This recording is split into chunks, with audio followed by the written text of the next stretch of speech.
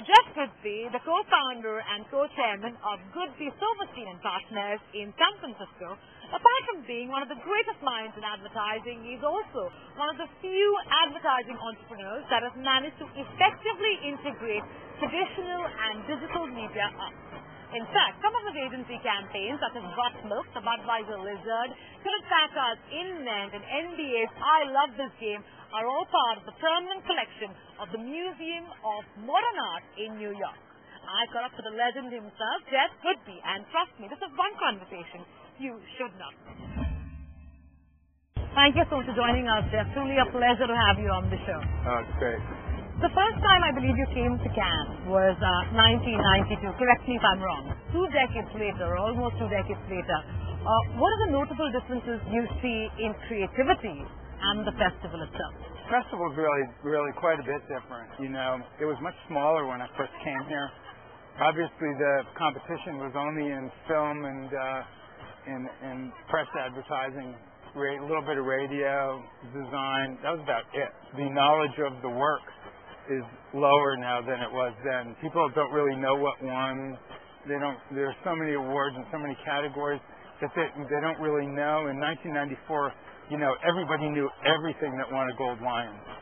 And everybody, you know, was unhappy when something didn't, or they were really happy when something won the Grand Prix. Given the success of your agency, why have you restricted it only to North America? Why haven't you thought of expanding the geography? We came pretty close to opening an office in London. We really like to expand on the basis of need rather than to just expand.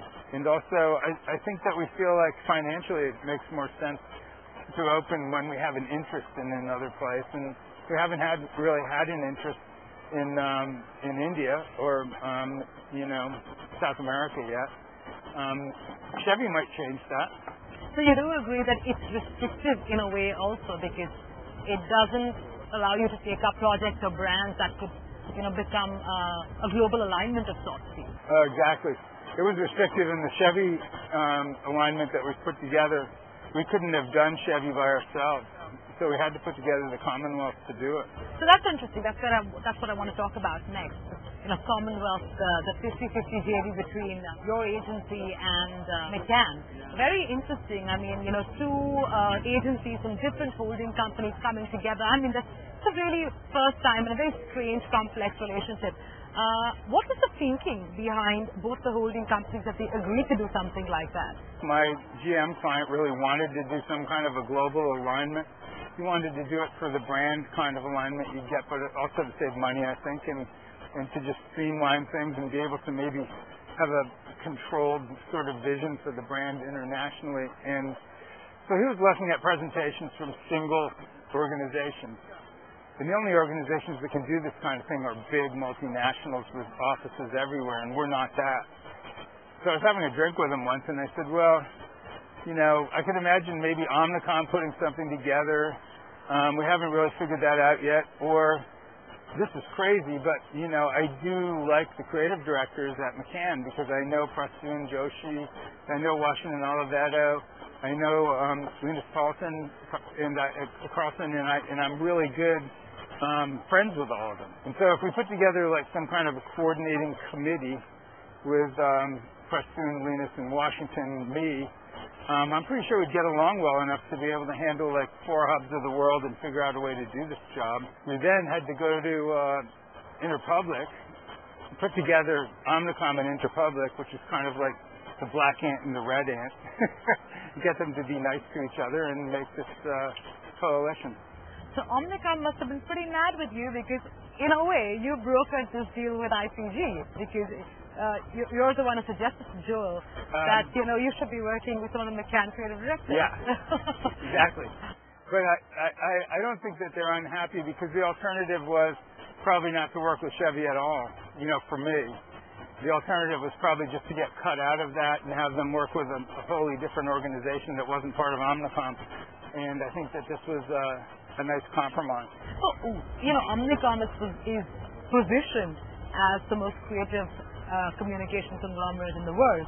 So let's assume you wanted to broker a partnership like this. Why not with another agency within the Omnicom network? We thought of that. There were a lot of conflicts that kept that from happening.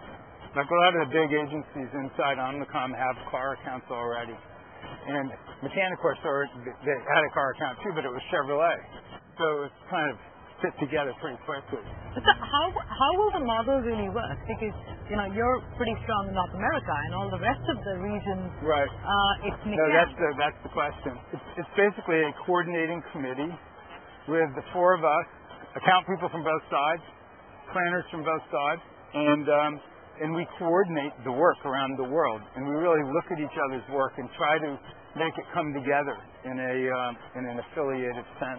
How would you comment on General Motors' decision of pulling out of Facebook? Well, I think he had good reasons for it, but I think that it came from Facebook's own presentation, which sort of emphasizes that there's a line of demarcation between the part of Facebook that you can pay for and the part of Facebook that's free.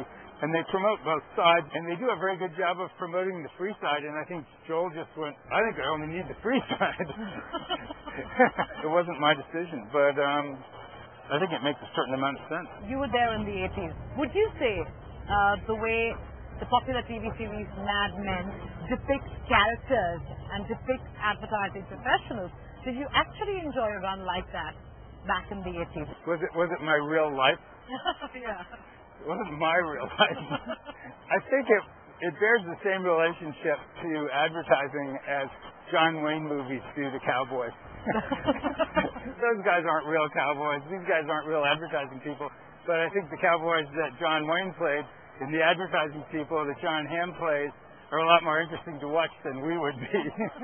Were you the Don Draper in your younger days? I don't think I was ever Don Draper. I was more like, what's the lady cop, Peggy there? Peggy. I'm more like Peggy. I think that's what I was like. Lovely meeting you and lovely chatting with you. Thank you so much.